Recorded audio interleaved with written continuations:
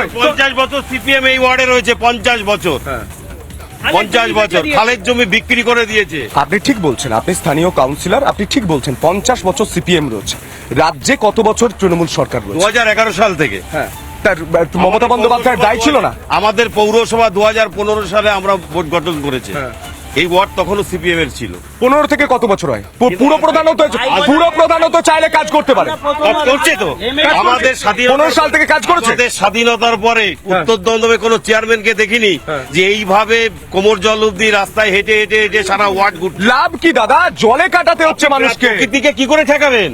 প্রকৃতির বৃষ্টিকে আপনার ঠেকানোর ক্ষমতা। প্রকৃতির কোলে দোষ ঠেলছেন ভোটের সময়, আপনারা এই কথা বলেন যে জল জমবে, আমাকে ভোট দিন। ভোটের জায়গা মানে ভোটের জায়গা কেন?